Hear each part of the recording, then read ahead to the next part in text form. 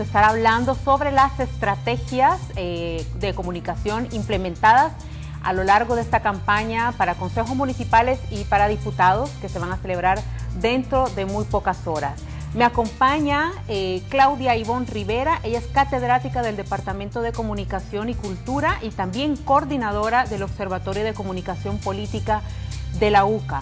También me acompaña José Luis Benítez, él es catedrático del Departamento también de Comunicación y Cultura de la UCA. Quiero también darle la más cordial bienvenida. Hacer un análisis general sobre la campaña siempre requiere, digamos, una manera sistemática, ¿verdad?, de analizar y de ver lo que ha pasado en las campañas. Yo creo que en otros momentos hemos tenido algunos insumos que nos han ayudado a dar algunos elementos más de fondo de cómo, por ejemplo, los medios de comunicación han abordado y el papel que han desempeñado en las campañas. Si recordamos, hace algún tiempo en la campaña del 2009 hubo un observatorio de la Unión Europea.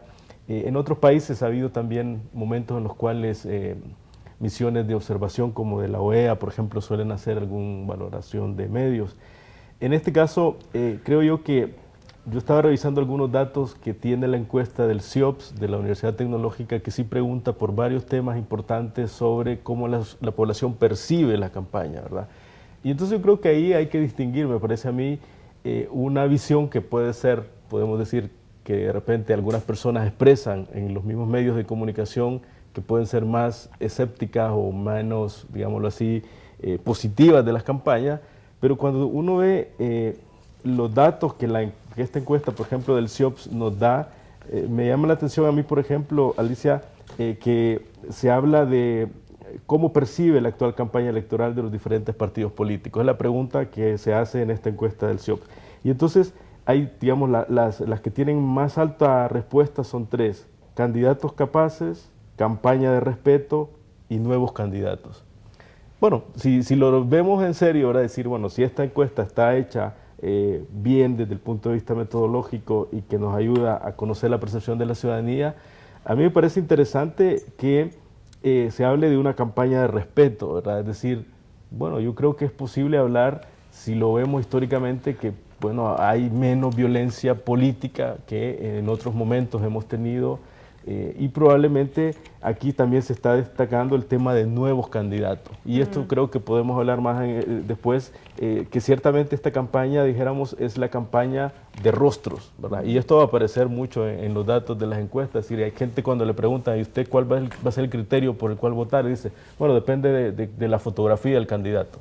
Eso lo dice un porcentaje que lo dice en las encuestas. Entonces, creo que hay una campaña que obviamente, como complementará Ivonne seguramente en el análisis, es de muchos medios, ¿verdad? Es decir, ya no son campañas únicamente de mitin en las calles o en las plazas, de visita casa por casa que se hacen, pero también son mucho la campaña, creo que ha sido de imágenes, de fotos, de caras, de rostros y de redes sociales, que también se sabe que aunque tenemos limitantes todavía en el acceso a Internet a nivel de país, bueno, sigue siendo importante o creciendo el interés de las redes sociales, porque las redes sociales luego se conectan con los medios tradicionales como la radio, la televisión, y obviamente llega también a la comunidad, llega también a la casa, al conversatorio, al diálogo. Entonces sí creo que podemos hablar de que esta campaña, en esta idea de que es para candidatos de diputados y de alcaldes, está pesando bastante la imagen de quién es la persona, en mucho sentido, como dicen algunas personas, las propuestas, pero también que son nuevos en algunos casos, en otros pues no son nuevos, pero se plantea también el elemento de respeto. Me parecen muy interesantes los datos de la encuesta, pero creo que hay que establecer también una diferencia, ¿verdad? La diferencia entre, como vos lo planteabas, estrategia y campaña. La campaña hasta cierto punto es cortoplacista, y tal como cuando estuvimos la primera vez aquí, ¿verdad? Que nosotros decíamos, miren, esto va más allá, ¿verdad? O sea, la estrategia es más a largo plazo y es algo que se ha venido observando constantemente en el sentido de debilitar a una de las fuerzas políticas que hasta ahora ha sido una de las más grandes en este país. Y si nosotros nos fijamos en la campaña para presidentes y ahora en la de alcaldes, el propósito es no debilitar a un candidato, sino que debilitar un partido político. ¿Y debilitarlo en qué sentido? En el sentido de la credibilidad, en el sentido de la fragmentación, que hay al interior del partido. Eso por un lado. Y por otro lado, la estrategia ya como que lleva un propósito mucho más claro. Los datos de la encuesta me parecen interesantes porque es la misma percepción que nosotros tenemos desde el observatorio. La campaña en medios tradicionales, en televisión, no ha salido de lo que siempre sucede, ¿verdad? Que los medios dedican una parte de las páginas para comentar la agenda de los candidatos. Y en ese sentido es como hacer relaciones públicas, informar a la población, estuvo aquí, estuvo allá, ¿verdad?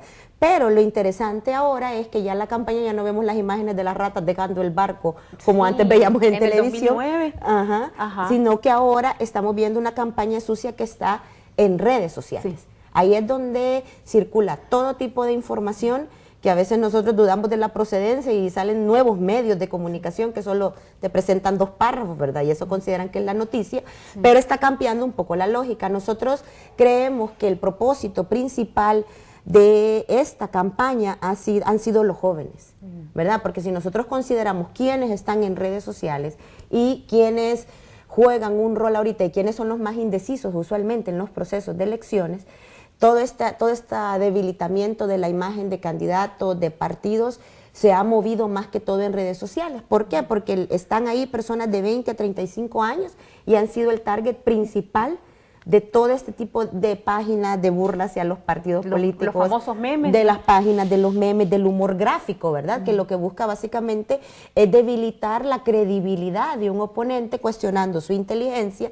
su solvencia moral, ¿verdad? Y debilitando también la capacidad que tiene para gestionar en un cargo. Entonces me parece bien interesante que el rol que han jugado ahorita las redes sociales ha sido el de trasladar toda esta información que a veces los medios no pueden poner por limitaciones de agenda, de tiempo, o no pueden confirmar la información, y se ha trasladado básicamente a la arena, porque ya no podemos decir que solo es un medio o un canal, no, es una arena de discusión de ciudadanos donde circulan mensajes de los partidos políticos, donde los candidatos quieren construir su propia identidad y apelar a un sector de la población que es tan complejo y que es tan disperso como los jóvenes. Pero tú has repetido algunas características que normalmente a veces uno escucha en algunos candidatos. Eso de presentarse como provengo de una familia humilde, que vino desde abajo, ¿no? Y soy honesto, soy padre de familia, no es algo nuevo. No, no es nuevo. Perdón. Sí, José Luis, a ver, ¿qué opinión tienes sobre eso? Bueno, digamos, yo pienso que si hablamos de la campaña, como decíamos, en general, y luego vemos hacia dónde se centra la atención, evidentemente decíamos es San Salvador, y los partidos ahí han puesto su apuesta. Creo que el análisis que se ha hecho desde alguna perspectiva es, por ejemplo, si el Partido Arena se equivocó o no cambiando al alcalde en función actualmente y no va a reelección. Bueno, sabemos que hay, y se ha ventilado de alguna manera hasta cierto punto públicamente, diferencias, ¿verdad? Dentro del partido, criterios que también tienen que ver con la elección pasada que perdió el señor Quijano y todo lo que esto se desencadenó. Ahora, yo pienso que en esta campaña de Nayib Bukele como candidato joven, planteado así, aunque como dicen algunos, bueno, ¿hasta dónde llegan los jóvenes? ¿Hasta qué edad? ¿Verdad? Porque dicen, no, son 30, 35. Está joven, tiene 35. Por eso dicen es que puede quedar hasta esa edad. Pero si te fijas, ciertamente yo creo que hay muchos elementos en la campaña de Nayib que son pues un modelo que lo puso Obama en marcha, ¿verdad? Es decir, hay spots que son casi como, como dice, este spot es casi como el que hizo Obama, solo que aquí cambió los rostros, pero más o menos está igual. Bueno, eso no es nuevo, es decir, es como dicen los expertos en publicidad, dicen algunos en publicidad, realmente no existe tanta creatividad, sino que existen publicistas que saben mucho de ver mucha televisión, de ver mucho cine, de ver muchas imágenes, y lo que hacen los publicistas es como recrear eso, ¿verdad? Bueno, eso no es malo si se hace bien también y si es parte de honestidad intelectual. Ahora, lo que sí creo que Nayib plantea en su campaña, en su estrategia, que es un poco lo que empezaba a plantear, creo, Ivonne, también es que él se desmarca mucho del partido. Cierto. ¿verdad? Y sí. y en lo que se ha recogido, y lo decía hasta donde recuerdo en el análisis que hacía el padre André Oliva y Janet Aguilar en el caso de la encuesta de IDOP de la UCA, ellos destacaban que en ese sentido Nayib Bukele, en el caso de San Salvador nuevamente, como estrategia política, entonces es capaz de atraer sectores que no necesariamente son militantes del FMLN o que votaron por el FMLN. Aparece en la con un color presidencial. Un color que no es el rojo, no es el blanco tampoco, Sí, que tradicionalmente sí, son los colores del FMLN. Sí, y blanco con la rojo. bandera, ¿verdad? Que es como tienen, no sé cuántas son las banderas que salen, pero siempre salen una serie de banderas, ¿verdad? Detrás del país. Y obviamente yo creo que él lo que está marcando muy claramente es también una diferencia en ese sentido de ser un candidato que se plantea, además que va coaligado con un partido nuevo, ¿verdad? Que casi no se conoce, pero que aparece ahí en la banderita del Partido Progresista, creo salvadoreño es el nombre, y que bueno, entonces esos elementos creo que sí lo está usando. Y sí creo, como ya decía Ivonne, que en la comunicación política pesa mucho el candidato, ¿verdad? No en el sentido solamente de que su figura sea importante, sino en la habilidad comunicativa que tiene. Y bueno, evidentemente, y aquí lo dice muy claramente la encuesta, ¿verdad? Del CIO preguntó sobre el debate de los dos candidatos y muy claramente le dan una ventaja en su capacidad de debate a Bukele. Entonces esa parte creo que tiene mucho que ver con el éxito que puede tener una campaña, si podemos ponerlo en esos términos o según los datos lo que se posiciona como con más capacidad, porque sí la capacidad comunicativa de él es muy evidente y además viene del mundo de la publicidad, ¿verdad? Entonces sabe cómo estructurar mensajes, sabe cómo no decir tantas cosas, sino lo principal ¿verdad? En un Twitter, como decía Ivonne, o en una entrevista corta.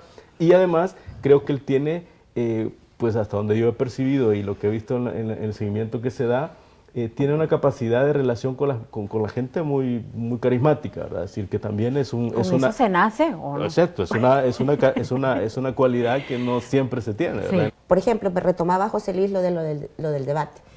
Nayib y esas son las percepciones que a nosotros nos dan miedo porque la gente te expresa puntos de vista como opiniones públicas en las encuestas, pero vos sabés que toda esa es una construcción que se hace para que alguien sea popular, ¿verdad? Entonces, en ese sentido, nosotros también hicimos un análisis de los debates y lo que nos preocupaba era que vos observabas el debate y ahí, desde el punto de vista racional, ninguno ganó el debate.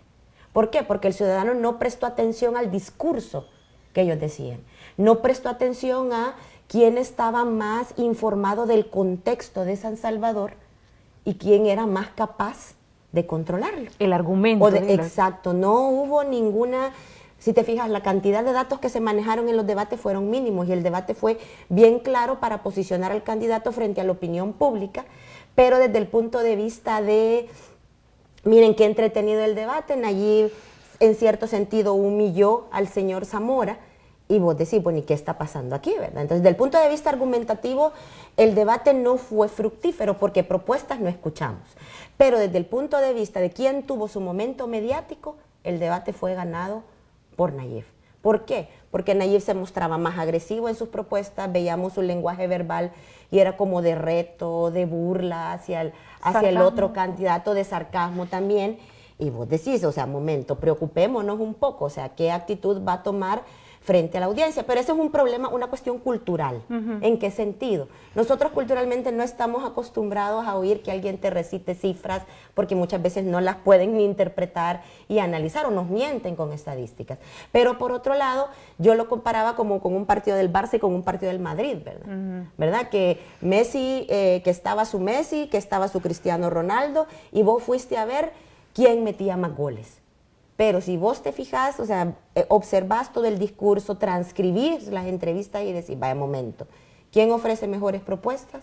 Ninguno, pero sí Nayib ganó el debate porque supo posicionarse mejor frente a la audiencia y apeló mejor a los jóvenes, es decir, es un tipo que no se deja y eso le dio credibilidad frente a la audiencia, que te digo que nosotros como el observatorio sostenemos a la que va dirigida la campaña, los jóvenes y los indecisos que todavía no saben por quién van a votar. Pero les pedía que hiciéramos el ejercicio de trasladarnos tal vez a otros personajes y planteábamos fuera en la pausa el ejemplo, por ejemplo, valga la redundancia, de Pereira, por ejemplo, en San Miguel.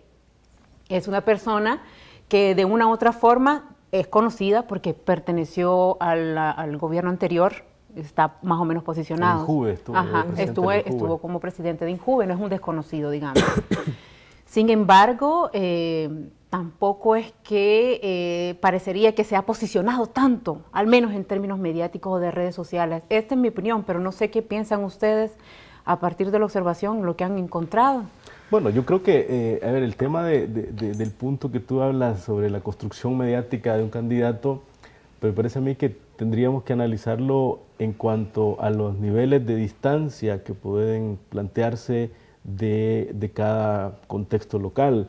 Dicho de otra manera, es decir, creo que lo mediático pesa más en las ciudades que en un pueblo pequeño, ¿verdad?, donde probablemente no hay una radio comunitaria ni hay un canal de televisión, entonces es más el contacto directo, ahí sí vuelve a ser importante las plazas públicas, las visitas casa por casa. Lo tradicional. Lo tradicional, digamos, que son municipios pequeños del país. Pero cuando ya veamos a nivel nacional, que es el caso de los diputados en general, bueno, son más por departamentos en este caso, pero las ciudades y quizás San Salvador, Santa Ana, San Miguel, que son las ciudades más grandes del país, Santa Tecla también. Entonces lo mediático sí pesa, porque lo mediático en la comunicación política, recordemos que lo que hace es ser una mediación, ¿verdad? Ser una mediación porque muchas veces muchos ciudadanos no van a conocer personalmente a este candidato, lo van a ver solamente por la televisión. Y por eso te decía, a mí me llama la atención cuando en el caso de la encuesta del UDOP de la UCA le preguntan cuáles son las razones por las que usted va a votar o cómo usted va a votar. Y fíjate lo que dice, cuando va a votar por la alcaldía, ¿con base en qué va a votar? 49% sus propuestas, 23% la figura del candidato y solo el 5% la campaña o propaganda. Cuando va a la pregunta sobre los diputados, con base en qué va a votar para diputado, el 42% las propuestas, luego el 19% el partido, luego la figura del candidato, luego la campaña el 7% y su imagen en la fotografía casi el 6% también. Entonces, ves, cuando están discutiéndose o barajándose cuáles son los elementos para tomar la decisión por la alcaldía, la figura del candidato va a ser muy importante la cercanía que tiene. En el caso de los diputados pesa más el partido y luego la figura y luego la campaña, según estos datos, y en esto coincide con la del CIOPS. Pero la parte mediática sí creo que tiene que ver también con el uso de los lenguajes, como hablábamos, ¿verdad? Es decir, hacer un buen uso de Twitter supone conocer las redes sociales. Y por ejemplo, sabemos que hay muchos candidatos que usan Twitter y lo creen que Twitter es estar ahí y ya, pero no la interacción. Bueno, si tienes Twitter pero no interactúas con la gente, bueno, eso no tiene mucho más, no va a prosperar para mucho más, ¿verdad? Yo creo que, bueno, con respecto a lo que plantea José Luis, sí tiene razón, pero creo que no nos debemos olvidar que al momento de que nosotros estamos expuestos a una campaña política, no se nos olvide el hecho de que ellos son productos que van a vender. Entonces, en ese sentido, cuando nos referimos a construcción mediática, es lo que hizo Tony Saca, y Tony Saca fue bien exitoso, ¿verdad? ¿En qué sentido? Tony Saca investigó primero, ¿verdad?, qué caracterizaba a la población de El Salvador, y a partir de eso, quiénes eran los grupos vulnerables, y a partir de eso, si te fijas, él construía un discurso muy particular, y míticamente se ubicaba en el imaginario de la gente, y lo veías como tu padrino. Aquel padrino buena onda, que si vos no tenés pisto te da 5 pesos, o el padrino dicharachero, que siempre contás con él.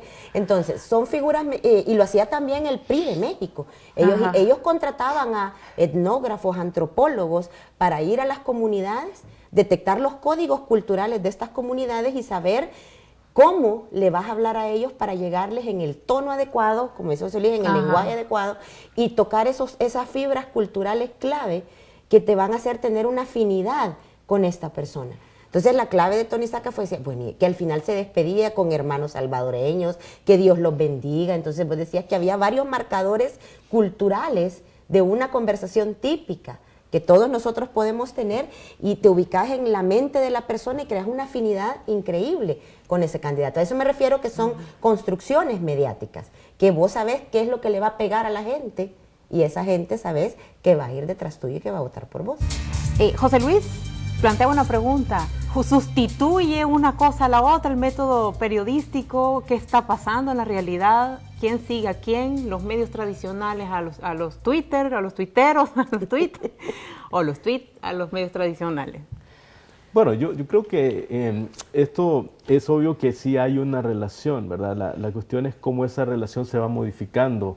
Me parece a mí que, como se ha planteado cuando surge lo que se llama la web 2.0, ¿verdad? Es decir, que es ya el momento cuando el ciudadano o la persona no solamente recibe información o puede entrar a una página y leer un periódico en línea o ver una página web, sino producir contenido, ¿verdad? Entonces, cuando nacen los blogs, que son como en su momento los que, digamos, rompen esta visión, y que muchos dicen, bueno, ahora cualquiera puede ser periodista porque cualquiera puede escribir de lo que quiera. O luego Facebook, Twitter, el YouTube también, que hoy en día se habla también mucho de los videoblogueros.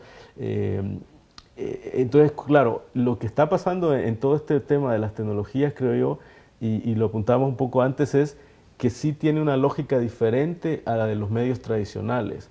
Una lógica diferente precisamente porque, por ejemplo, no tenés que pasar por un editor, ¿verdad? Si tú eres bloguero, pues bueno, tú eres el que decide qué vas a publicar o qué no vas a publicar, o si eres tuitero igual, o si usas YouTube como medio de comunicación de expresión. Por otro lado, recordemos que las redes sociales tienen una característica muy fuerte, que es la globalidad que tiene. Es decir, las redes, ¿verdad? Un Twitter, un Facebook, puedes llegar a personas que estás conectadas con ellos de otros países, de otros contextos.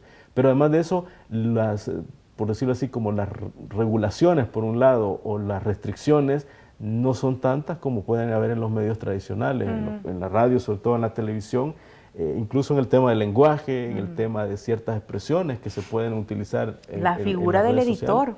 Entonces eso está cambiando. Venga para acá la noticia, ahora, quiero verla. Ahora, yo creo que si volvemos al punto de la comunicación política y la estrategia de comunicación política, sí, digamos, las discusiones que hay en la comunicación política que yo he visto en los últimos años siempre plantean que obviamente la televisión sigue teniendo un papel fundamental en la percepción de la ciudadanía. Es decir, si tú ves qué consume la gente, es decir, los datos que hay sobre consumo de medios, pues sabemos que la televisión sigue siendo importante. Reina.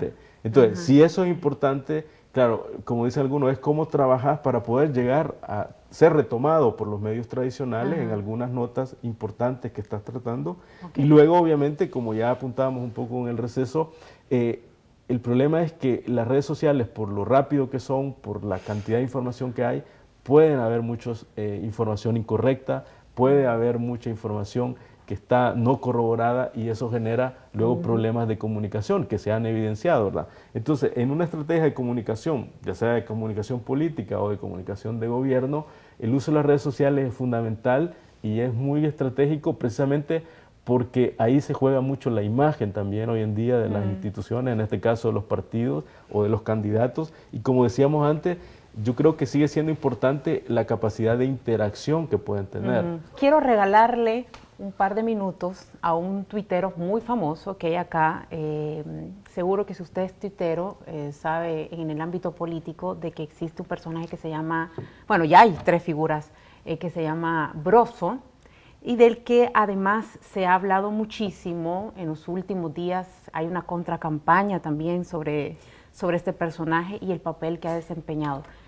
Claudia, ya lo hablamos en el contexto de la elección anterior, presidencial, y especulábamos sobre quién era esta persona. Tiene un nivel de influencia muy fuerte. Y eso, como te acordás que lo hablábamos en el programa de hace un año. Sí, claro. Que él era el garganta profunda, ¿verdad? Sí. Pero ¿cuál es el problema de este personaje? El problema de este personaje es el encargado de filtrar información obtenida por medios legales o por medios no legales a través de hackeo o lo que vos querás. La gente le pregunta. Exacto. Él se ha convertido en el Nostradamus ahorita de la política, porque se ha convertido en el oráculo de la política salvadoreña. El Twitter es el personaje y entonces, en política. ¿Y qué es lo que sucede? El carácter notable que tiene él es porque la gente lo ve como un referente para... ¿Y ahora qué va a pasar? Fíjense en el último tuit que puso hace un momento. Entonces, ¿qué es lo que pasa? Ahorita lo que se quiere hacer con ya el último tramo de la campaña, como las redes sociales no están reguladas por los tiempos del Tribunal Supremo Electoral, lo que se quiere hacer es debilitar la imagen de Broso para que la gente ya no lo considere un referente. Te están diciendo quién es, te están revelando su identidad como toda buena narrativa hollywoodense, ¿verdad? 3 entregas de quién es. 3 entregas. Y para que le inviertan esa cantidad de tiempo. Es un texto, hay un chorizo de información increíble y han escarbado en toda su vida, etcétera, etcétera. Entonces, ¿cuál es la situación aquí? A mí me parecen interesantes estos temas porque te posicionan el lado del espectáculo de la información política. O sea, vos preguntas por Broso, fuera de redes sociales, en medios tradicionales, el señor no existe. Pero yo creería que cada vez más. Él es el tweet star, ¿sería algo así? ¿No? Él es uno de los informantes clave del proceso, ¿verdad? De todas las elecciones. Pero cuando uno a veces, y es activo en algunos momentos, ¿no? Sí. Y uno le nota, yo lo sigo desde a veces lo dejo de seguir porque me abaste, la verdad, y a veces lo vuelvo a activar y estoy ahí como en esta lucha, pero... Ese es su poder. Que me vuelve a seguir. Querés saber qué está produciendo ahorita. Pero en términos de evolución del personaje o de la cuenta, digamos, más allá de quién está detrás, o no sé si se puede vincular, pero es evidente cómo ha tenido una transformación en términos del contenido de lo que dice, ¿verdad? Hacia dónde se dirige esto, porque en algún momento antes de las elecciones pasadas, presidenciales, él iba por una línea, luego iba por otra, luego ya está muy marcado en una tendencia. Lo que no se le puede negar es ver, por ejemplo, a través de 1 o 2 tweets que él da y luego ver la cantidad de favoritos que tiene o de retweets que genera. Y en términos de viralizar la información, no se puede negar el poder. Está posicionado como un referente en la opinión pública de ese ámbito en particular, ¿verdad? De las redes sociales. Y le creemos, José Luis. Bueno, ese es un punto clave, ¿verdad? De Twitter y de redes sociales, es la credibilidad. Y claro, la credibilidad tiene diferentes dimensiones en la medida en que estemos hablando, por ejemplo, de lo que tú decías, de la dimensión periodística, ¿verdad? Hay un estudio que se hizo en Inglaterra a raíz de unas protestas sociales de 2011, y este estudio lo que analizaba es justamente el uso de Twitter y la cantidad de rumores. Entonces Twitter es una plataforma muy fácil para generar rumores, ¿verdad? Y hay quienes trabajan, como dicen, se recordarán algunos de que decían, nuestra estrategia son los rumores. Entonces, los rumores son muy comunes en Twitter, entonces la credibilidad periodística es importante. Ya lo decía Ivonne, o sea, un periódico que pone algo inadecuado, una inexactitud o una imprecisión, pierde credibilidad.